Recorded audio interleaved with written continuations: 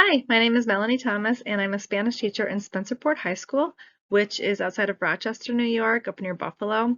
And I'm a proud teacher, proud member of NYSFL, New York State Association for World Language Teachers. And I wear the title of 2023 World Language Teacher of the Year. And I want to share with you some ideas. My classroom, I really strive to create an environment that supports language acquisition. My department and I, we work together because we believe in acquisition-driven instruction in order to let the brain soak up whole language. Prior to that, we did vocab lists and we did grammar charts. And look at this picture right here. Their brains were a mess.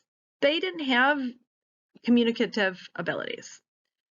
But we have refocused, we have shifted, we have really used the core practices as we teach. And once we started using language, 90% target language, I know that we started really giving the students the nourishment that their brains needed in order to soak up the language. We give them whole language, we give them comprehensible, compelling information so that they're listening at all times. And their brain does the work, and their brain puts those messages together, and their brain lets them grow their own skills. Now, it is slow and it is messy, but we know that as we are consistent in it, that we can help them grow those communication skills and flourish. So today I want to share a short little activity that supports language, facilitating target language comprehensibility. It also has a chance to do some pop-up grammar, and it's also a chance to give some oral feedback. So I'll share those with you today. Now, in this, I have a deskless classroom, so I also need to engage my students that way. We're 90% target language. They don't have desks. I know that it is my job to really engage them. So I'm going to go for whiteboards for this one. And I'm going to ask them to listen to a situation, and I'm going to give them two options. Now, I'm sharing you something that I would do with, when I've done this in the past, it's intermediate low that I've done this with, but around the lower levels. So I'm going to share a situation, and I'm going to give you two options, and I'm going to ask you to think, and I'm going to ask you to copy your choice. Now, I also have a modified version for higher proficiency levels.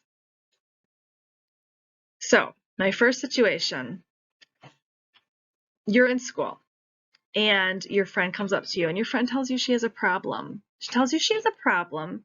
I'm sorry, this would all be in the target language. But I'm doing all this for you to just show you the English. So your friend comes up to you, and I would also be doing this so that my students could understand the language. I've already written out my script. I know what they can handle. I'm using cognates. I may be writing things on the board. I have a visual here that helps a little bit, and I'm going to act out. So your friend tells you that she has a problem. Her parents are taking away her cell phone. She can't live without her cell phone. Her parents are taking away her cell phone because of her grades. She has bad grades. And there's a test tomorrow. There's a test tomorrow, and she does not do good in the class. But it is your favorite class because you do excellent in the class. She tells you to take a picture of your test, and then she can copy it. It is not an honest or honorable idea. How do you respond to the situation? Now I'm going to ask my students to copy. This would be in Spanish for my classes. I tell her yes, I tell her no. I've already introduced these structures and vocabulary to my students. They already know this. Maybe I'm just pointing out that now it's in the first person because when I did it earlier, it was in the third person.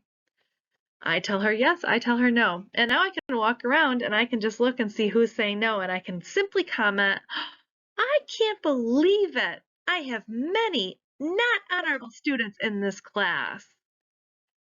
I can ask somebody to tell me, well, all your classes. I can ask them what their favorite class is, what you're really good in, and I can interact a little bit with my students to maintain that target language.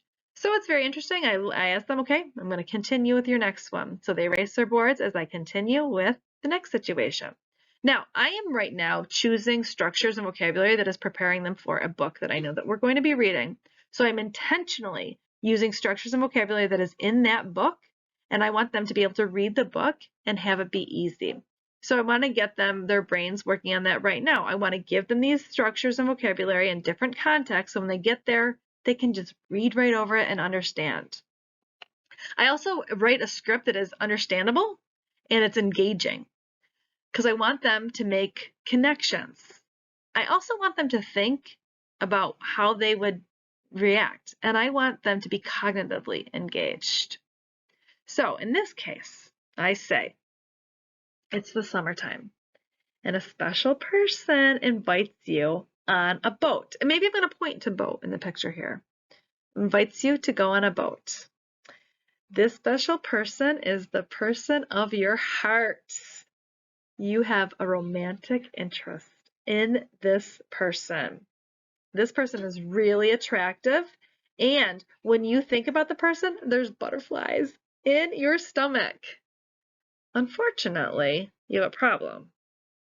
Your stomach has butterflies when you go in the water. And it's not because of love. You want to vomit because the motion of the boat that goes up and down makes you sick. Obviously, you don't want to throw up in front of your special person, but you don't want to lose the opportunity. How do you respond? This should say, I tell him or her, I want, I tell him or her, I can't. Again, I watch them think, I watch them write, and then I can look around and see what they're saying, and I can provide some more authentic language. Occasionally, I'll have a student also who I'll say, I might respond and say, really? And they say, I can't, sick. I need medicine. And I say, oh, you need medicine? You really get motion sickness? And they say, yes. I cannot go. And when a student is really, really brave like that, they've interacted with me with the language and they said a couple words and I responded to them. Isn't that feedback right there? Isn't that saying I understood your language? Good job. And we can keep going with that. So that is a form of feedback that pops up. So I also just make some connections with students. We can joke a little bit. I do really enjoy this. Now, I won't continue to give you the different ones. I'm just going to point out that my next situation has some different vocabulary here. But I'm going to revisit these also. You can say this one is actually that your teacher doesn't show up to class. I'm staying or I'm leaving.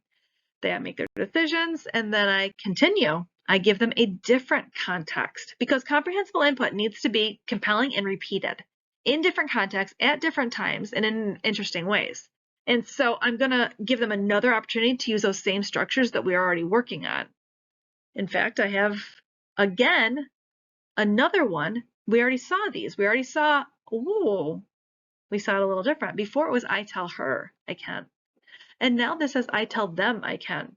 And maybe I could lead them in a little discussion also about that word them, because in Spanish, that's an indirect object pronoun. So I might ask them there, this looks different. What does this mean this time?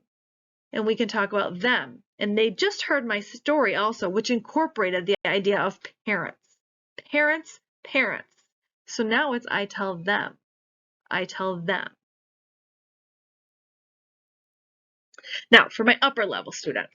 My upper level students do not necessarily need the whiteboards. And in this case, I'm preparing them for a song. So I want them to have some ideas and some words that they're going to hear in the song.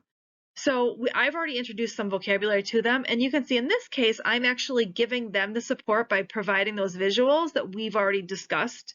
We've already created the visuals for them. So that'll be there as my questions are raised. What I'm going to do is I'm going to ask a question.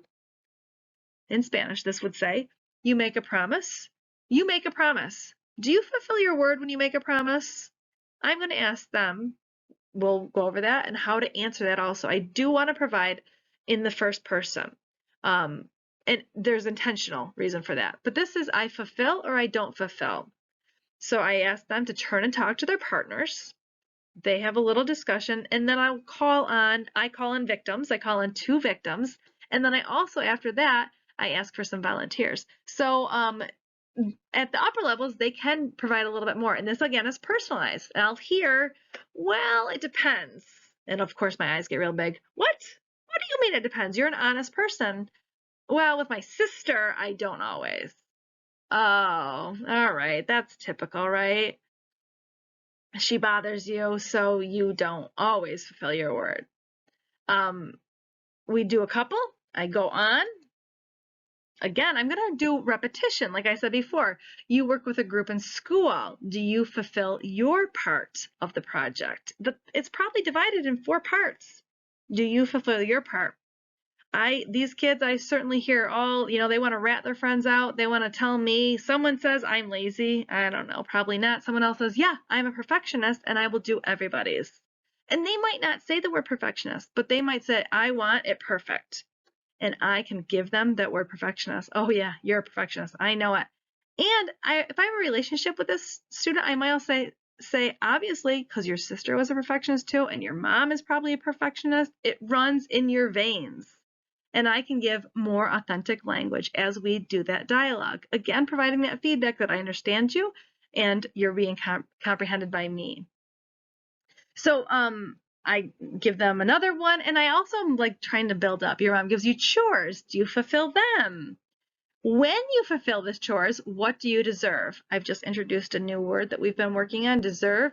And I also know that that particular form in Spanish needs to get a little clarification in the first person because it's irregular. So I have on there that support for them, I deserve. In the back of my head, this is the one they're going to be hearing in that song coming up that we're going to be listening to the next few classes. I really want them to get some work in here. So we use the word, when you fulfill the chores, what do you deserve? They're so funny. They deserve naps. They deserve to be alone. They deserve money, of course. You're graduating at the end of the year. What do you deserve? And again, I hear they're great ideas. So here are a few of my ideas that support 90% target language, comprehensible use, authentic communication, engaging my students. Thanks for your time.